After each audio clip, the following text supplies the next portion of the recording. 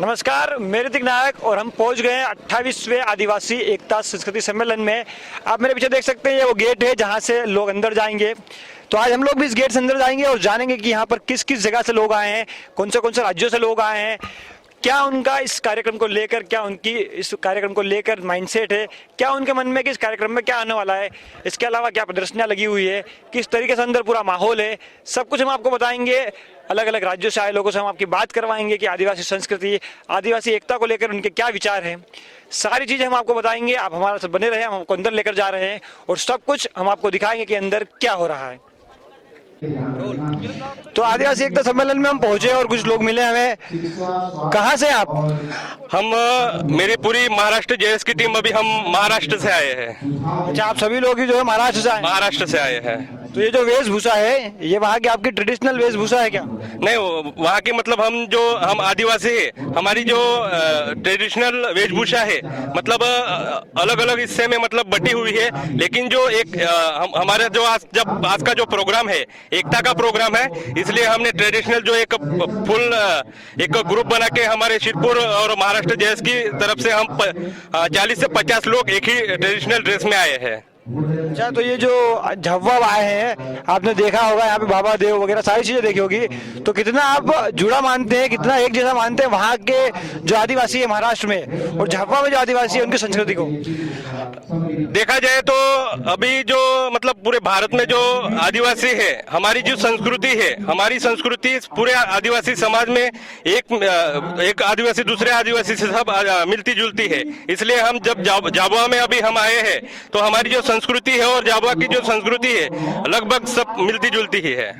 जी, क्या लग रहा है कि इस आयोजन से क्या आपको संदेश दे रहे हैं लोग, या क्या संदेश जो है आदिवासी समाज में जाएगा इस सम्मेलन से? इस सम्मेलन से आदिवासी समाज को यही संदेश जाएगा, समाज सब एकता में रहे और सभी समाजवासी एक साथ में जुड़ के रहने के लिए इसलिए संदेश देना चाहते हैं। अच्छा, यहाँ पे आपने देखा होगा अलग अलग झांकियाँ लगी हुई है, अलग अलग प्रदर्शनी लगी हुई है। सबसे ज्यादा आपको क्या आकर्षित कर रहा है यहाँ पे? हम तो अभी आए हैं, अभी आप देखेंगे? हाँ, देखेंगे अभी। अच्छा, कुछ और लोग हैं, उनसे भी बात करेंगे साथ में इनके। आप भी महाराष्ट्र से ही ना? महाराष्ट्र से। अच्छा, आपने देखा होगा अलग अलग संस्कृति बताई गई है, झांकियाँ बताई गई है, क्या आपको सबसे ज्यादा आकर्षित कर रहा है यहाँ पे? आप यहाँ तो सब आकर्षित है। एक से यहाँ पे हमारे खास जो है बाबा देव हैं, या जो गल प्रथा है, तो महाराष्ट्र में भी ये प्रथा चलती है क्या? हाँ, ये भी चलती है हमारे उधर। वहाँ पे भी आपके बाबा देव और गल प्रथा सारी बाबा देव सब, ये सब संस्कृति चलती है हमारे उधर। अच्छा, क्या लगता है कि इस सम्मेलन से क्या फायदा होगा आदिवासी समाज को? ये सब अच्छा लग रहा बहुत। सब एक समाज जो आदिवासी समाज है सब एक जगह आए हैं तो बहुत खुशी मिल रही है हमको। आदिवासी में एकता प्रकट होती है इससे। आदिवासी जो है पूरा आदिवासी, जब भारत का जो आदिवासी है ना, ये दूसरा वो दूसरा ऐसा नहीं होता। यहाँ पे सब आदिवासी एक होके आते हैं यहाँ पे। ये हमारे आदिवासी में बहुत जाति है, अलग अलग, जैसे पावरी करके है, बिलाला करके है, राठवा करके बहुत है। लेकिन यहाँ पे आके जो हमें खुशी मिलती है, जो सब हम सब आदिवासी एक ही लगते हैं हमें। जो हमारी राठवा बिठा सब चलती नहीं, यहाँ पे सब एक ही लगता है हमेशा। अच्छा, आप कहाँ से हैं? हम महाराष्ट्र से हैं, एक ही गाँव के सब हम। अच्छा, आप भी महाराष्ट्र से हैं, तो यानी कि महाराष्ट्र की पूरी लोग भी यहाँ पर पहुंची है। आप देख सकते हैं कि किस तरीके से ये अपनी ट्रेडिशनल वेशभूषा में यहाँ पर आए हैं। बड़ी खुशी है इन्हें कि ऐसा सम्मेलन हुआ है जहाँ पर ये अपनी एकता दिखा सकते हैं, एकता साबित कर सकते हैं। कुछ और लोगों से मिलेंगे, अलग अलग राज्यों के लोगों से मिलेंगे, उनकी राय जानेंगे। तो कुछ और लोगों के पास हम पहुंचे हैं, इनसे जानेंगे कि क्या यहाँ पर इन्हें कैसा लग रहा है। कहाँ से आए आप सर? गुजरात से, दाहोद जिला, લીમખેડા તાલુકો। લીમખેડા થી આવ્યા તમે, તો કેવો લાગી રહ્યો? માહોલ તો સારો લાગી રહ્યો અને આ સંસ્કૃતિને લાયક 28મો આદિવાસી નો સંસ્કૃતિનો એ છે। તો તમારે સભી ભાલી લીધું? હા, જોયું ને, હજુ પબ્લિક રસ્તામાં છે। બીજી રાજસ્થાનથી 10,000 પબ્લિક આવે છે રેલી, એના સ્વાગત માટે પણ અમારે ગુજરાત દાહોદની આગળ એ પણ માણસો ત્યાં સ્વાગત કરવા માટે ઊભા છે। अच्छा, તમારે यहाँ बाबा देव भाल्या है, गल देव भाल्या है, केवो लाग्यो तुम्हारे? बाबा देव जोरदार लाग्यो साहेब। અહીંની આદિવાસી સંસ્કૃતિની, અમારી સંસ્કૃતિ માટે અમને ગર્વ છે। તો તમારે અહીં ગુજરાતમાં બાબા દેવ ને ગલ પ્રથા ને એમ सब ચાલે કે? ચાલે ને, આજે પણ ચાલે સાહેબ। આદિવાસી સંસ્કૃતિ માટે આદિવાસીઓ જે સંસ્કૃતિની જે ઉજાગર કરી રહ્યા છે આજે પણ ચાલુ છે। તો તમને એવું લાગ્યું કે એક જ છે, અલગ અલગ નહીં મળે? ના નહીં મળે.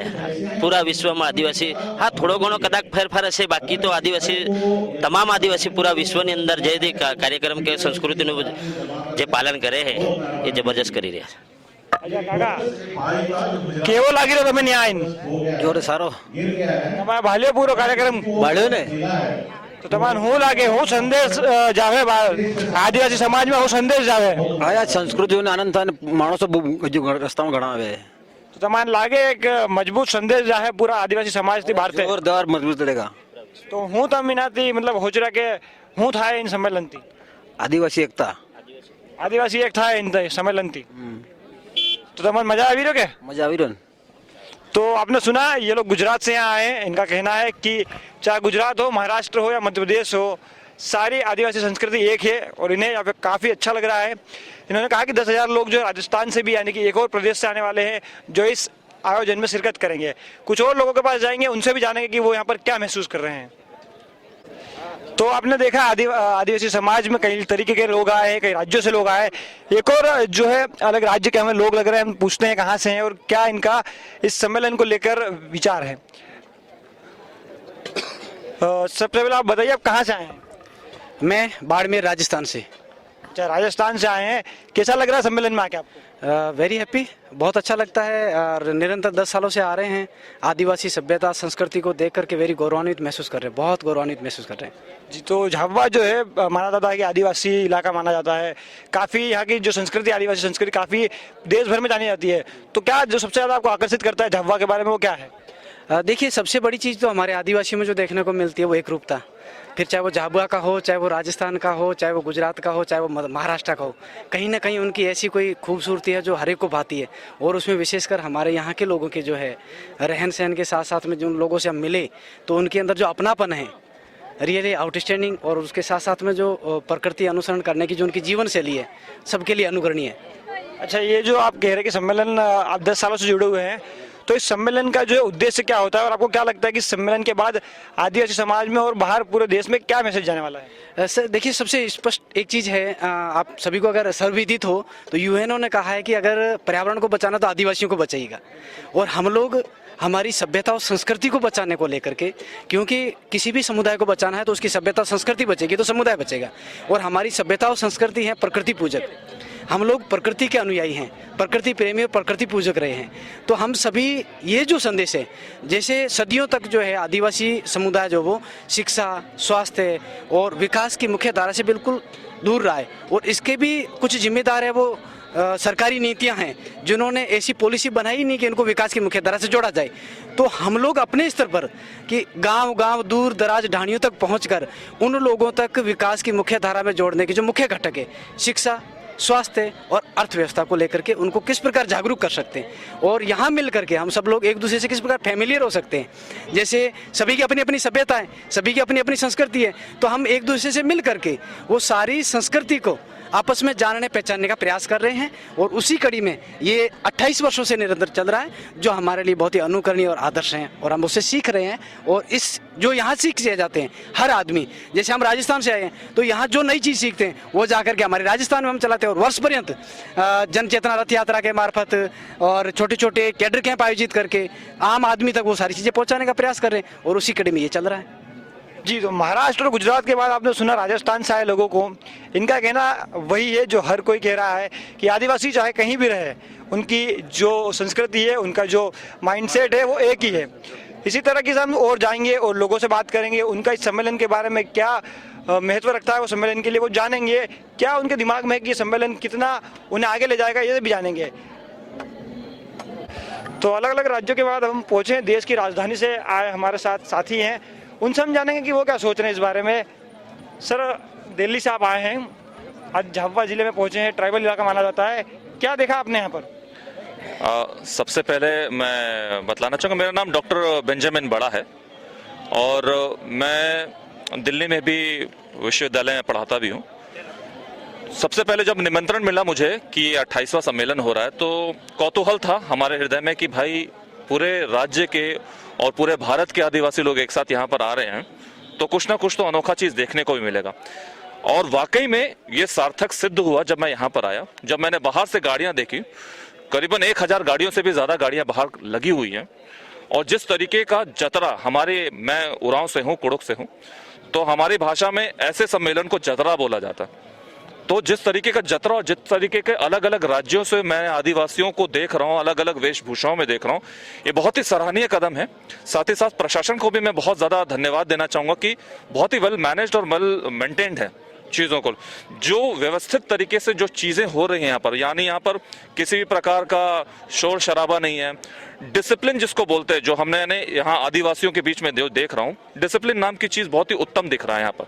और जैसा कि आप मेरे पीछे देख सकते हैं, जो प्रदर्शनियां लगी हुई हैं, मुझे ये नहीं पता था कि ऐसी ऐसी चीजें भी हमारे अलग अलग आदिवासी समुदायों में भी होती है, पर यहाँ पर आकर के कुछ अलग देखने को मिल रहा है। मैं खुद आदिवासी होने के नाते मुझे अपने ही आदिवासियों के अलग अलग भिन्न भिन्न संस्कृति और कलाओं के बारे में नहीं पता, लेकिन यहाँ पर आकर के जो मेरी जिसको बोलते हैं ना, मानसिक विकास हुआ है, सोचने का दायरा बढ़ा है, वो एक सराहनीय चीज है।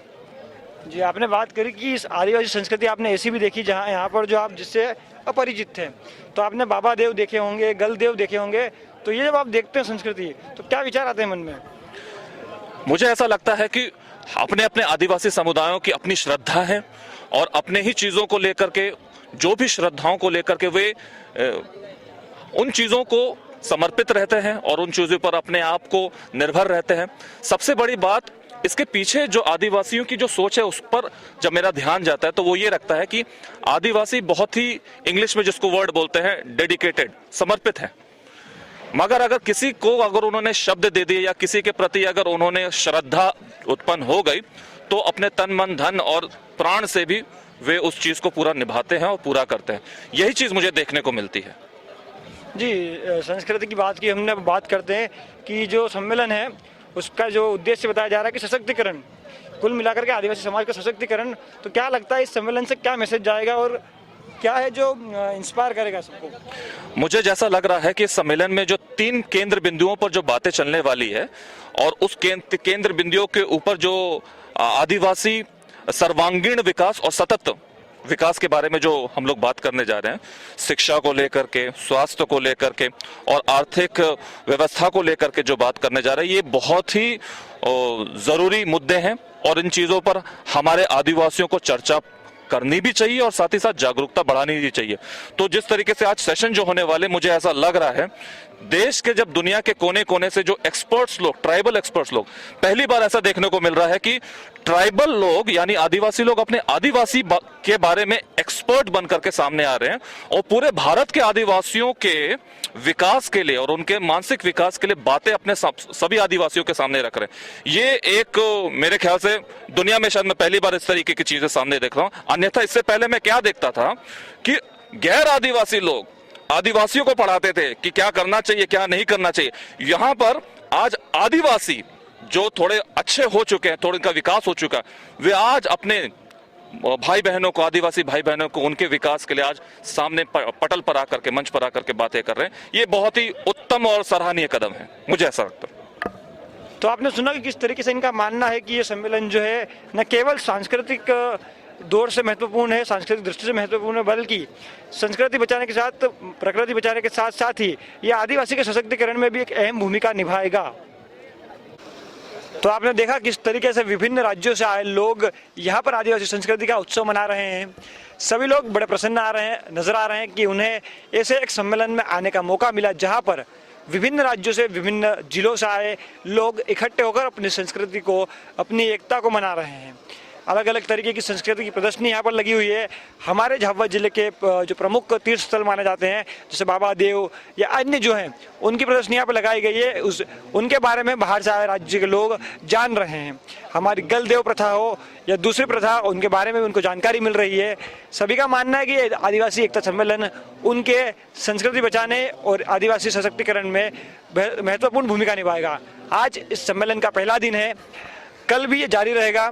आज भी कई राज्य से और लोग आ रहे हैं। उम्मीद है बड़ी भीड़ यहाँ जुटने वाली है। बड़े जो है काफ़ी लंबे समय, 2 दिन का समय जो है काफ़ी लंबा चलने वाला है इनके लिए, क्योंकि काफ़ी सारे कार्यक्रम ये करेंगे। इनमें कई मुद्दों पर चर्चा होगी। ऐसे में देखना दिलचस्प होगा कि झाबुआ जिला जो कि आदिवासी जिला माना जाता है वो इस सम्मेलन से कितना ज़्यादा जो है विख्यात होता है, कितना ज़्यादा लाभ उठा पाता है।